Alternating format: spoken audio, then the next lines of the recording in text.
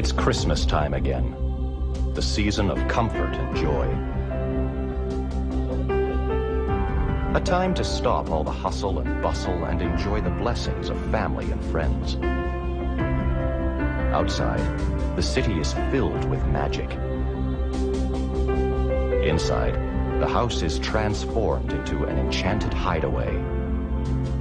Holly and evergreen adorn the mantelpiece, and mistletoe hangs patiently over the door. The tree, with all its trimmings, is a vision of magical light, and the crackling fire casts flickering shadows over the pile of presents underneath.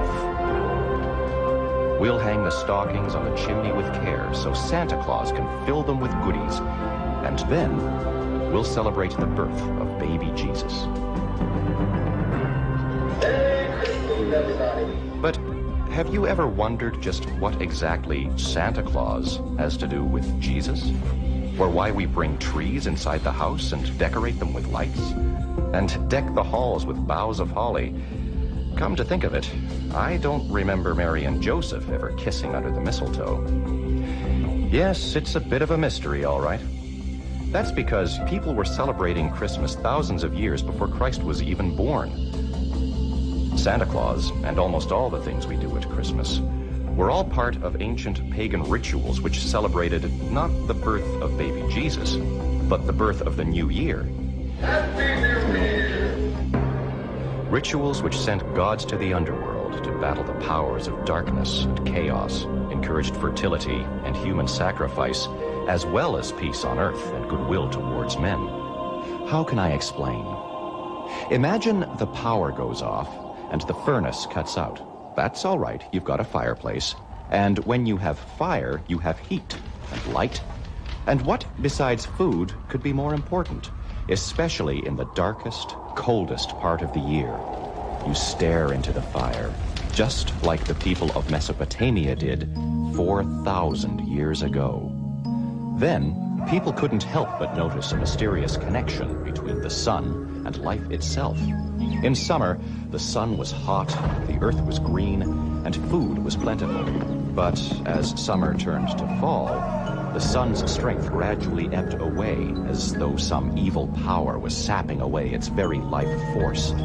The air turned cold. The leaves shriveled and fell from the tree. If something wasn't done soon, the powers of darkness and death would destroy the sun completely, and the earth would become a dark, cold, and lifeless place.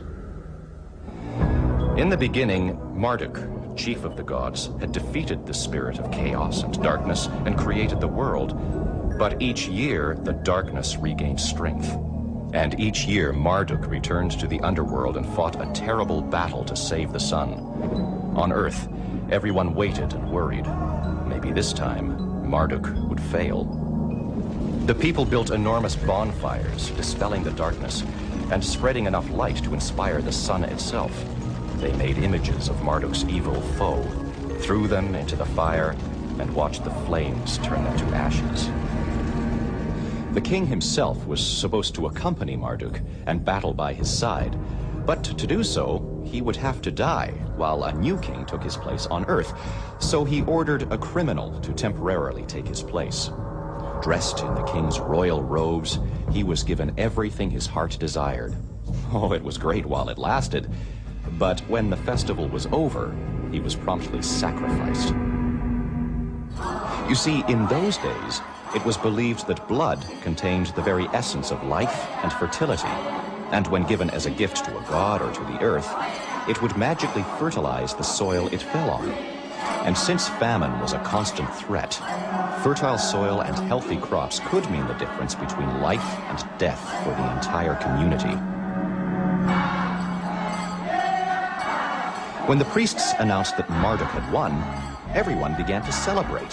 The bright lights, the exchanging of gifts, the merrymaking and clowning, the carol singing and feasting we partake of at Christmas today were all part of this great New Year's celebration. The ideas and customs of the great civilizations of Mesopotamia spread throughout Europe, influencing the celebrations of every culture they touched. But it took the Romans to finally meld the many pagan winter festivals into one great lusty celebration called Saturnalia.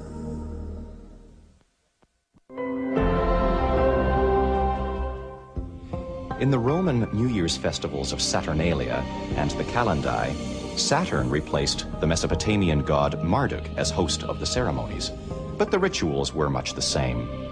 The idea of reliving a golden age in the distant past set the mood for the festival. The days when Saturn, a just and kindly monarch, ruled, when everyone was equal and everyone was happy. It was a time of goodwill toward all. Schools were closed, no battles could be fought, and no one could be punished. As the poet Lucan explained it, all business, be it public or private, is forbidden during the feast days, save such as tends to sport and solace and delight. Let none follow their avocation, saving cooks and bakers. All men shall be equal, slaves and free, rich and poor, one with another. Anger, resentment, threats are contrary to the law. No discourse shall be either composed or delivered, except it be witty and lusty, conducing to mirth and jollity. Masters and slaves ate together, exchanged places, and all rules were turned inside out. The slaves chose one of their members to be king of the household festival. His word was law, and he commanded the guests to perform every outrageous act that came to mind. One must shout out a libel on himself, another dance naked, or pick up the flute girl and carry her thrice around the house. In Rome, these mock kings weren't sacrificed at the end of the feast, but in the Balkans, when Saturnalia arrived, the soldiers used a lottery method, so the gods themselves chose which of them would be the king. For a whole month, the chosen one was given every indulgence. But when his 30 days were up, he had to stand at the altar and kill himself.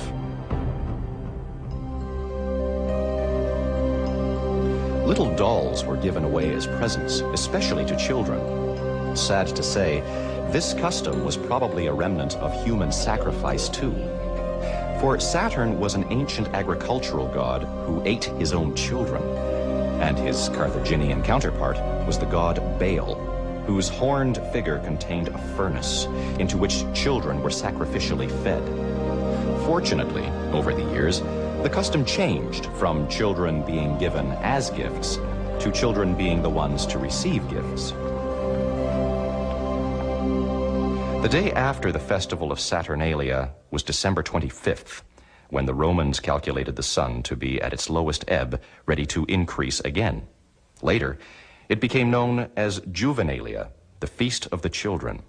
A few days later, the Kalends began, a festival concerned with the date of the new year and the two-faced deity Janus, with one face looking back on the past and the other forward to the future. On January 1st, New Year's Day, people masqueraded through the streets, feasted, visited friends, and gave each other good luck gifts. Originally, they were candles and lucky fruits. Later, they were lucky cakes and other tokens of well-wishing. Halls were decked with boughs of laurel, and evergreens were decorated with candles to fend off the spirits of darkness. This is how Libanius, the Greek sophist of the 4th century, described the celebration. The festival of Kalends is celebrated everywhere as far as the limits of the Roman Empire extend. Everywhere may be seen carousels and well-laden tables. Luxurious abundance is found in the houses of the rich, but also in the houses of the poor. Better food than usual is put upon the tables. The impulse to spend seizes everyone. He who the whole year through has taken pleasure in saving and piling up his pence becomes suddenly extravagant. People are not only generous to themselves, but also towards their fellow men. A stream of presents pours out on all sides. The Kalends festival banishes all that is connected with toil and allows men to give themselves up to undisturbed enjoyment. On the eve of the new year, few people go to bed. Most go about the streets with singing and leaping and all sorts of mockery. Now that sounds a lot like Christmas today, doesn't it? But why all the extravagance and generosity? Well, It was rather like buying insurance for a good and prosperous year ahead. It was the idea that all's well that ends well turned backward. In the beginning of the year, people acted out how they wanted the rest of the year to be. Giving ensured wealth, and eating and drinking excessively assured lots of food and drink.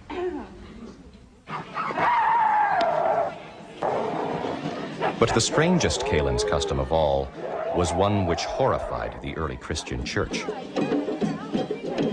On those days, the heathen dressed themselves up in indecent deformities. These miserable men put on counterfeit forms and monstrous faces at which one should rather be ashamed and sad. Some are clothed in the hides of cattle, others put on the heads of beasts, rejoicing and exulting that they have so transformed themselves into the shapes of animals that they no longer appear to be men. How vile, further, it is that those who have been born men are clothed in women's dresses. They have bearded faces, and yet they wish to appear women. Actually, the custom of masquerading in the hides of animals, women's clothing, and outrageous masks was originally celebrated in Greece, Gaul, Germany, and Great Britain long before the Romans arrived. Rituals whose ancient origins carry us back to a dimly remembered past belonging to mystical druids, Viking heroes, and the mysterious horned god.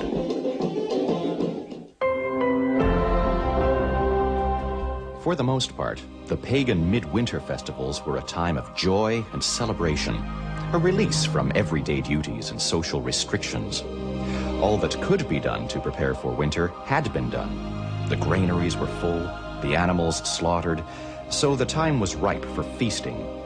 Since there was little work to be done until spring, these feasts often lasted for days and were full of joyous, lusty carousing, with much eating, drinking, lovemaking, and scaring away of evil spirits.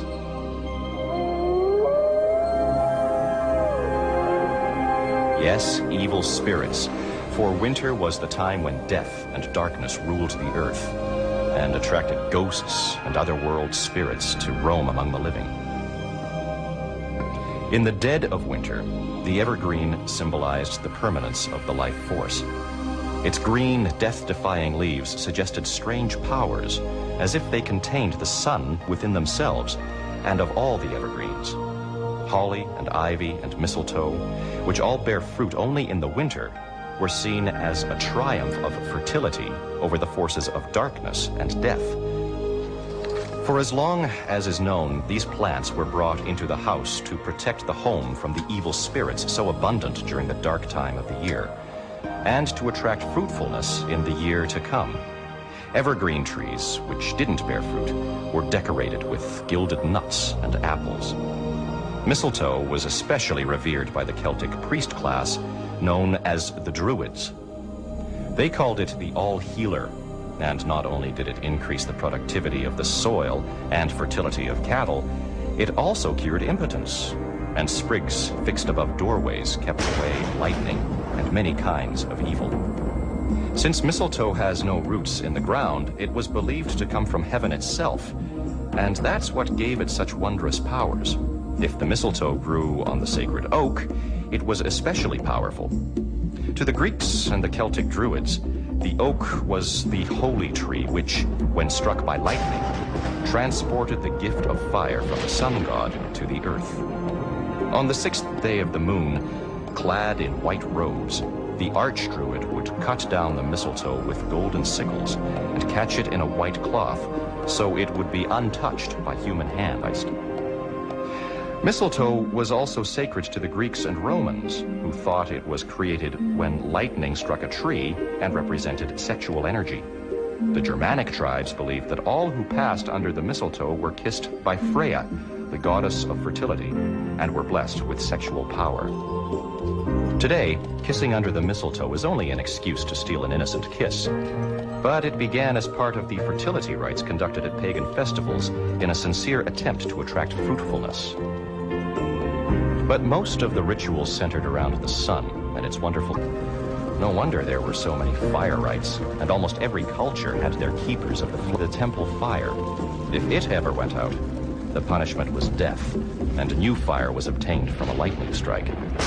On the last of the year, the Celtic people lit huge bonfires on the hills to ward off evil spirits, while the Lord of the Dead gathered up the souls of those who had died during the year.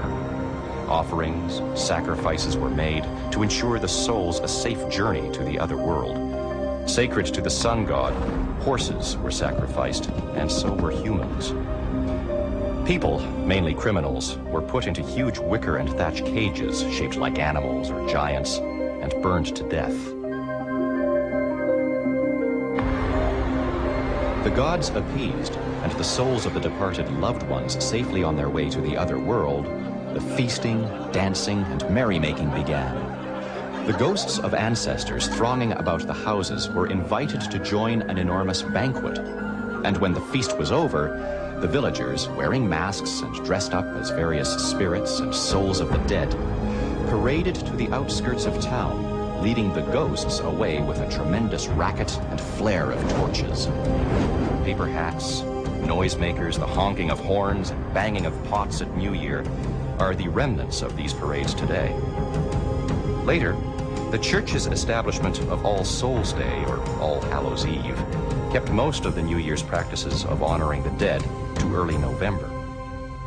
In Scandinavia, the midwinter festival was called Yule, which meant wheel, and represented the annual revolution of the sun. And like the Roman festival of Saturnalia, it celebrated the solstice. Originally, at Yule, an entire tree, and later a huge log, was dragged into the village or home to be ritually burned. It had to be kindled with a fragment of the previous year's log, and its fire was never permitted to go out by itself. Ancestral spirits were believed to be present in the fire and were honored by feeding the flames with food and drink. Odin was the greatest and wisest of the Norse gods. His wife was Frigga, goddess of fertility, and his son was Thor, god of thunder. Odin spent most of the year in the distant land of Valhalla, where he lived with the spirits of the great Viking heroes. But on the night of December 21st, they would all come back to Earth, originally like the Celtic Lord of the Dead, to gather up the souls of those who had died during the year, and later, under the influence of Christianity, to seek out evildoers. Odin, with his long white beard, led the hunt on his great white horse, carrying off naughty children in a howl of wind. That night, people in the Netherlands left out offerings of grain for Odin's horse and food for the spirits. But some Christmas customs carry us back to a stage of religion far earlier than Celtic and Norse mythology, to a time before people had anthropomorphic gods, when animals, plants, and forces of nature were regarded as incarnations of powerful spirits, a time whose dying beliefs have become superstitions or are labeled as witchcraft.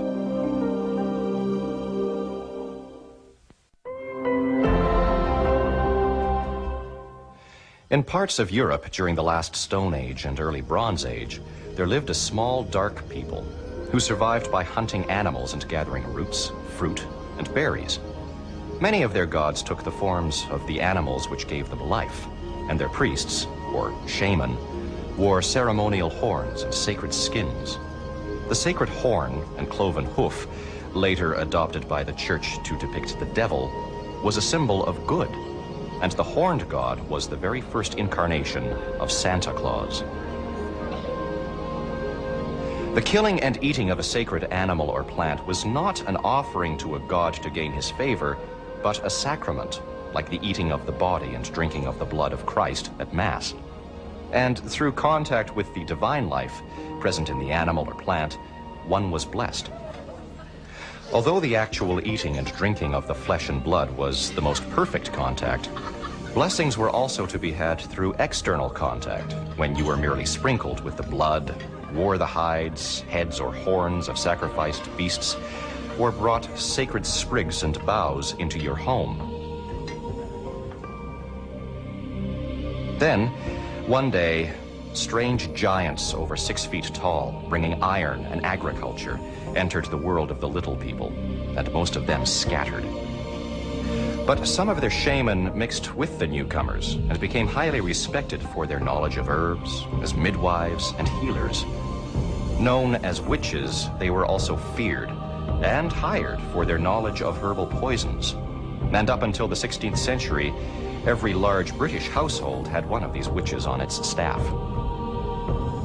But when the Catholic Church initiated the Great Witch Hunt, the remaining little people were forced to retreat, first to the heart of the ancient forests, then to marshes and inaccessible mountain areas, until eventually they faded into the mists of time, partly destroyed and partly absorbed by their conquerors. Expert archers and woodsmen, dressed in their forest green clothes, they blended into the forest, appearing and disappearing at a moment's notice. All this instilled a superstitious fear in their overlords that the little people were endowed with supernatural powers. At first, the little people were vindictive. They caused sickness, ruined crops, buildings caught fire, animals died, and children were stolen from their cots. Eventually, the farmers pacified them by putting out food for them. Their tools were made of wood, so few traces of their existence remain. Only tiny stone-tipped arrows or elf darts, and hundreds of myths and legends. In Britain, they were known as elves, fairies, and goblins. In Norway, as the nisser, and in Sweden, the tomtar. Now, throughout most of the world, the little people have long been relegated to the realms of superstition. But in Scandinavia, to this very day, the bringer of gifts at Christmas is a tiny Yule goblin, the chief of the little people. With his little pointed cap, dressed all in red, he comes every year, and children leave out porridge to keep him in good humor. And in North America, everybody knows that the little people are alive and well and living in the North Pole. There, they are happily employed in Santa's workshop, making toys for the children of the world.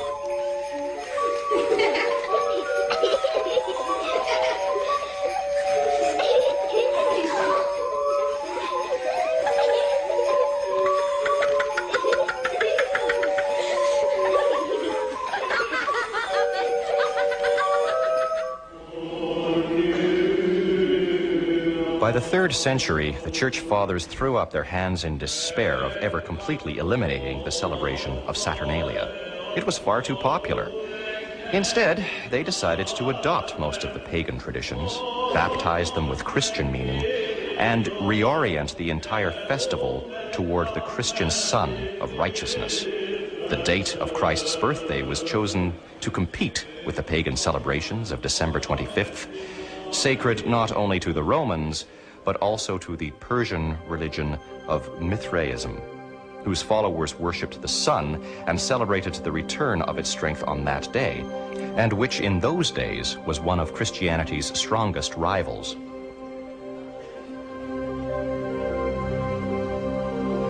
Decorating houses and churches with evergreen boughs was explained by quoting the prophet Isaiah, who had predicted the day when the glory of Lebanon shall come unto you, the fir tree, the pine tree, and the box tree, to beautify the place of my sanctuary. The evergreen boughs of the Christmas wreath became symbolic of the everlasting life which Jesus Christ's birth promised to the faithful, and its circular shape was a reminder of the crown of thorns placed on his head when he was crucified. Holly now symbolized eternal life.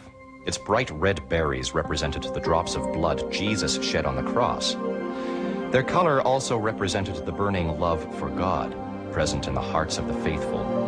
The prickly leaves remind us of his crown of thorns. Later, during the Middle Ages, the red berries of the holly were believed to keep witches away, and holly became the traditional lucky evergreen for wreath making. Only mistletoe, the pagans' most sacred symbol of fertility, was entirely banned from the church. The Christmas tree, as we know it, began in Germany in the year 718, when St. Boniface arrived from England to convert the pagans. Determined to root out all that was heathen, he cut down a sacred oak in the city of Gismar. To pacify the angry worshippers, he planted a fir tree in its place and declared this to be a symbol of their new faith.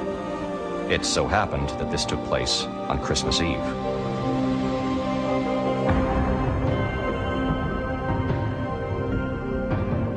Christianity also claimed most of the pagan fire rituals, maintaining that the lighting of candles and the burning of the Yule log symbolized the divine light believed to illuminate the world.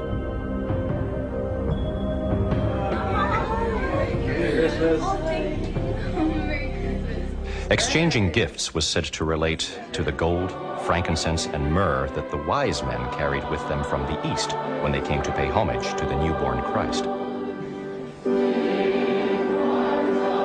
And the tradition of singing at Christmas, from the idea that angels sang when they appeared to the shepherds at Bethlehem to announce Christ's birth. By the 16th century, carols were sung only at Christmas time by the bishop and the clergy. And the subject of the carols related only to the Christmas story. But carols rapidly became popular amongst the general public and were soon sung on the streets and other public places. And in time, carols sang of Christmas in general, not just the birth of Christ. Oh, what fun it is to ride in a one-horse open sleigh. Thank you. In the 2nd century, the church tried to replace the lusty gods and mock kings who hosted the pagan winter festivals with a more pious figure of their own, Saint Nicholas, an attempt which ultimately failed bitterly. Saint Nicholas was born in what is now known as Turkey, and when his parents died, his uncle arranged for him to enter a monastery just as soon as he gave away all his worldly possessions. It so happened that at the same time, a neighboring family with 3 girls had fallen on hard times. Their father could no longer afford to provide them with dowries, so their chances of marriage were slim. The girls decided that the eldest would enter a brothel and support the others.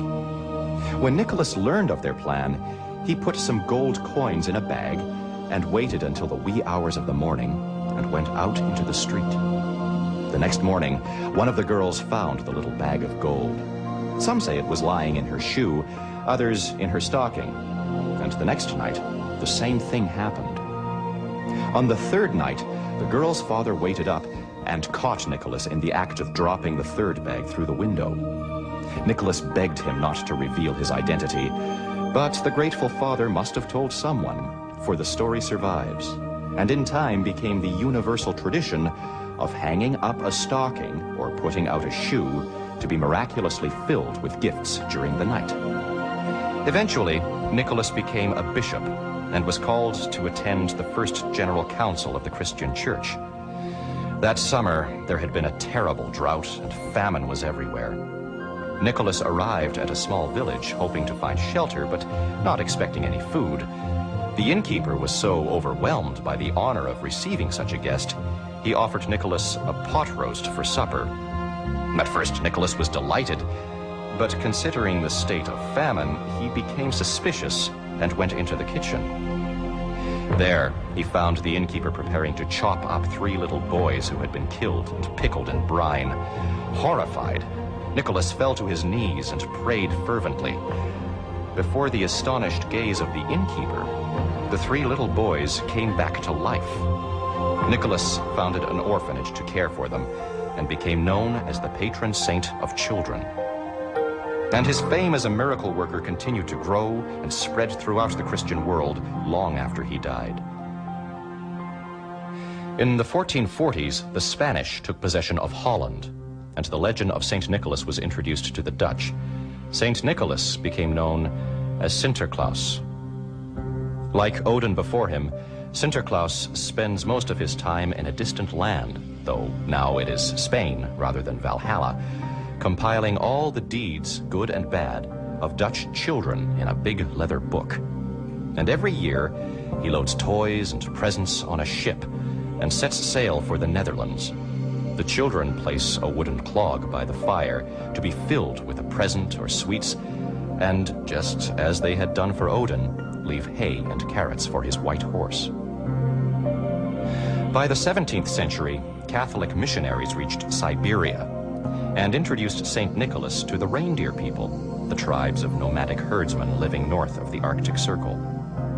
In winter, they lived in timber huts. A hole to let out the smoke served as a chimney. When the huts became buried in snow, the only way in and out was by a ladder through the smoke hole. Like the Norse, in the mythology of the reindeer people, the world was represented as a tree. Its roots were in the land of the dead, its top reached the home of the guardian spirits, and the central pole symbolized the world. A shaman, part priest and part medicine man, communicated between the world of men and the world of spirits. In midwinter, when the ceremony of annual renewal took place, the shaman climbed the pole on a symbolic journey to the other worlds, finally disappearing through the smoke hole. A supernatural reindeer acted as his bodyguard. To induce the necessary state of mind, the shaman took hallucinogenic plants and magic mushrooms. Fly agaric, like belladonna used by witches in medieval times, was particularly good because it created a sense of weightlessness, of floating in space. For a while, in the Arctic, St. Nicholas became a super shaman, the spiritual mediator between the people and their new Christian god, who came and went through the chimney. The other saint responsible for inventing Christmas tradition was St. Francis of Assisi. In a cave outside the Italian town of Criccio in the year 1224, he created the first nativity scene. A friend supplied a manger, straw, and live animals. People came from far and wide to see it, while Francis stood in front of the manger delivering sermons. His idea caught on, and today, nativity scenes are popular throughout the Christian world. By the Middle Ages, Christmas in England was a crazy mixture of Christian, Roman, Norse, and Celtic custom. Alongside St. Nicholas was Old Father Christmas, who wore a wreath of holly above his large bearded figure and looked like a cross between Bacchus and a Druid priest. Like Sinterklaas, he inherited Odin's long white beard and traditionally traveled on a white donkey or even a horned goat. Old Father Christmas also led the Mummers, a troupe of traveling actors who wandered from tavern to tavern and village to village. Their plays incorporated many elements of pagan ritual, and the main theme was always death and rebirth. Father Christmas is often shown holding a large bowl called a wassail bowl. The word comes from the Anglo-Saxon vas hael, be thou hail, and expressed a wish for good health. This festive toast was traditionally offered with a concoction of hot ale, roasted apples, sugar, and spices. The beautifully decorated wassail bowl was taken from house to house and passed around so that everyone in the household could share in the spirit of fellowship. After each sip, those partaking in the toast were expected to top up the bowl, and great care was taken to make sure the wassail bowl remained full throughout the entire festive season, so they'd never run out of good cheer. To begin with, the idea of wassailing went far beyond fostering goodwill, and had more to do with people's concern to see nature renew itself after the harsh winter months. Wassailing was believed to magically bestow fertility on the recipient, whether human, tree, or beast. Fruit trees were toasted with the wassail bowl so that they would bear well in the coming season. Later, wassailing was the word for a group of people, mainly children, going from house to house singing carols in the hope of receiving a reward. There was also a mock king, the lucky one who found the solitary coin or bean in their portion of Christmas pudding. He was titled the King of Misrule, or King of the Bean. Besides instigating all sorts of antics outside the church, the Lord of Misrule would even lead his court into church and disrupt the service. They read prayer books upside down through orange peel spectacles, played pipes and drums, danced in the pews, rode hobby horses down the aisles, and let off firecrackers under the pulpit. The great feast of the nobleman's table was the head of a wild boar, a beast dedicated to Thor, god of thunder.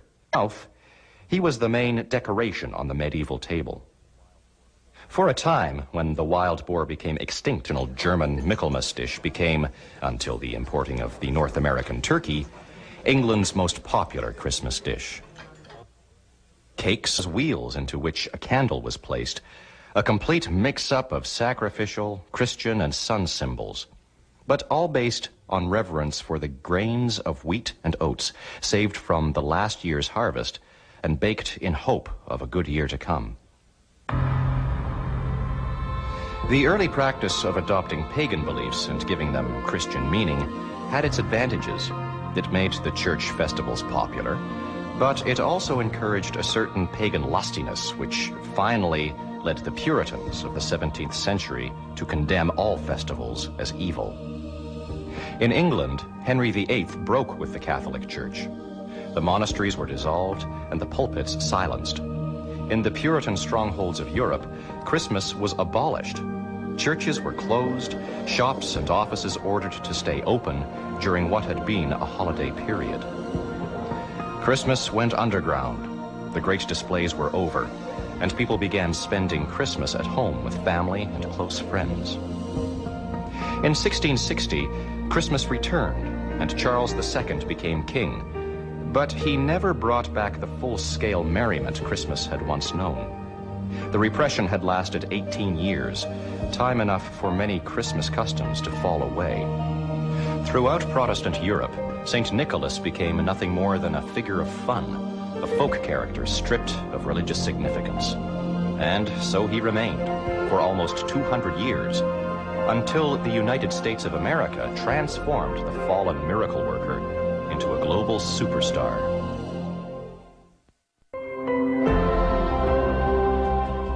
In 1626, the Dutch version of St. Nicholas sailed to America. He was the figurehead on the flagship of the fleet of ships bringing the first Dutch settlers. They settled on an island called Manhattan, where they had purchased land from the local Indians. Before long, a gilded statue of Sinterklaas was erected in the main square. Nearly 40 years later, the British renamed the place New York. But the Dutch stayed on, and their celebration of St. Nicholas Eve continued unchanged, except that in the century that followed, Sinterklaas became anglicized to Santa Claus. And it was in New York, in December 1822, that the first image of Santa Claus was created. Professor Clement Clark Moore, teacher of Oriental and Greek literature, wrote a poem, The Night Before Christmas. Although his basic character originated in the old Dutch Sinterklaas, Professor Moore's Santa Claus incorporated characteristics from many other European cultures.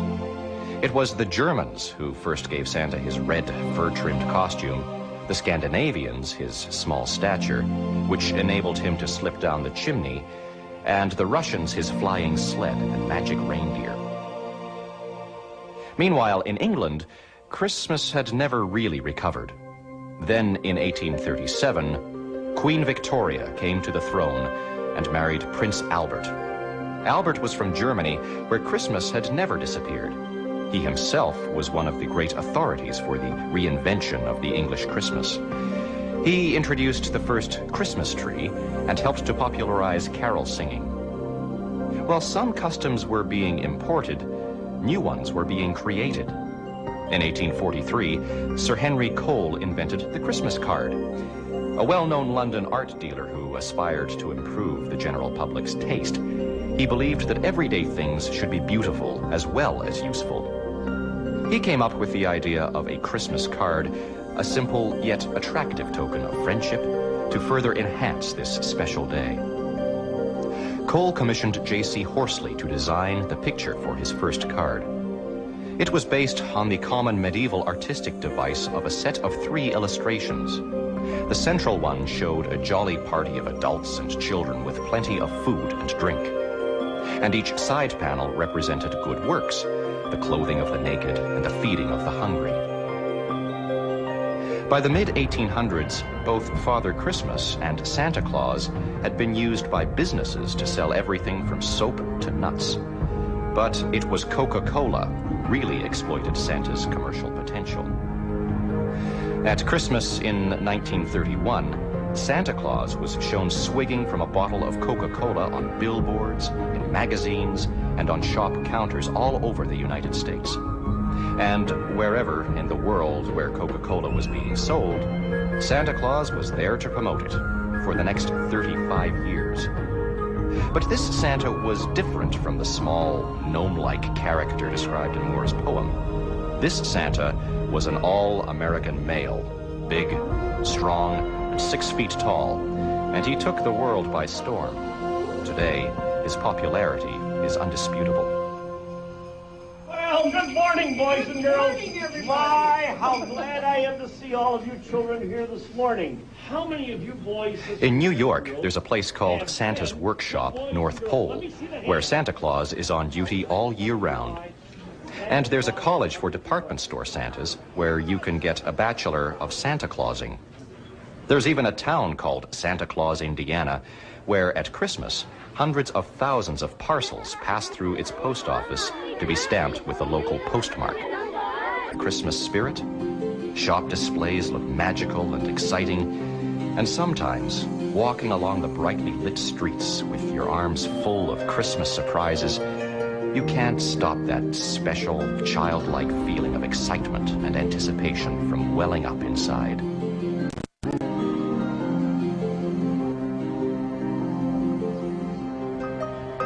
And Christmas is still the greatest time for giving. Organizations like the Salvation Army receive the majority of their donations during the Christmas season. Donations they must budget out over the entire year to fund their charitable programs.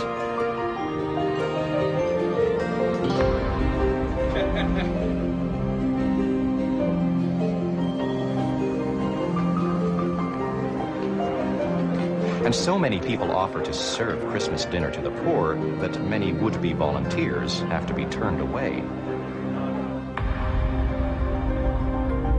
Still, some people have become discouraged by all the glitter and commercialism of Christmas and feel we have lost sight of the true meaning of this special day.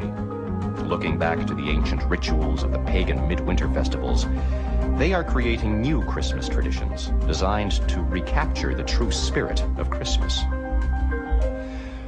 One such tradition is created and performed by members of the Public Dreams Society in Vancouver, Canada. It is called the Festival of Lights and takes place in a huge public garden. Every night during the week before Christmas, people are invited to take a magical journey through the elaborately decorated garden. The journey begins with a glimmering piece of paper into which you whisper your wish before sealing it with a kiss. As you continue down the path, supernatural beings juggle torches of fire along the way. Before long, you discover a simple garden shed, magically transformed into an enchanted cave. There, you light a candle in the hope that your wish will come true. At the end of the journey, you toss your wish into a fire and release it to the universe. The forms, names, and rituals of Christmas may change. Its true meaning may become lost or go underground for a time, as it did during the Reformation, and perhaps will again under the pressure of commercialism. The Christmas spirit, the spirit of joy, celebration of life, and goodwill towards all, has been with us since time immemorial, and no doubt always will be.